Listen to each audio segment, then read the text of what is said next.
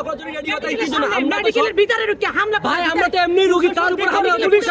police কি করে মগের মুলুক আমাদের প্রশ্ন স্বাধীন দেশ আমরা এখন জিনিসটা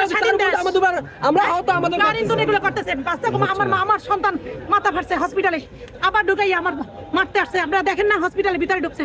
কি করেন আপনারা মিডিয়ারা কি করেন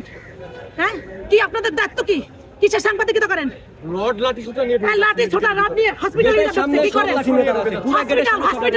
হসপিটাল ইনা হসপিটালে কোনো সিকিউরিটি নাই রোগী আসে চিকিৎসা না হচ্ছে সেখানে আবার রোগী বানানো হচ্ছে এখানে সন্ত্রাসী আপনারা কি করেন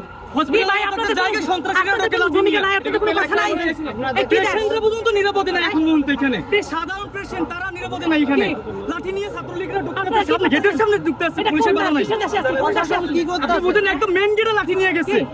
এখানে যেখানে হাজার হাত হয়ে গেছে কোন দেশে বাস করতেছি আমরা আমার সন্তানের মাথা ফাটাইছে লাঠি নিয়ে আসছে এখানে বাধা দিতে পারতেছি না মোবাইল কিছু রাখেন সামনে নেন অস্ত্র নিয়ে আসছে কেন না কেন এসব আপনারা জানেন পুলিশ নাই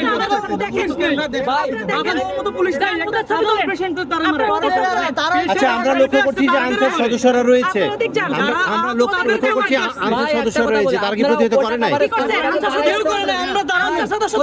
কেউ করে না দাঁড়াই রয়েছে যারা দাঁড়িয়ে আছে ওটা কভারেজ করে সারা বাংলাদেশকে জানান যে আমাদের মারার জন্য ওরা দাঁড়াই আছে আপনারা ওটা কভারেজ করেন আমাদের টাকা কভারেজ করার কোনো প্রয়োজন না আমরা একটাই বলবো ওইখানে ভিতরে গন্ডগোলে কি আপনাদের কেউ কাউকে মারছে হ্যাঁ এখানে আপনাদেরকে মারতে আসতেছে আমার মারতেছে এখানে এসে লাঠি নিয়ে আসছে মারতে হসপিটালের মধ্যে মারতে নিয়ে আসছে এই যে মাত্র আপনারা কি করলেন হসপিটালের ভিতরে মারতে আসছে বাইরে যান দেখেন যে আমরা বাইরে যেতে পারতেছি না আমি আমার রোগী নিয়ে বাইরে যেতে পারতেছি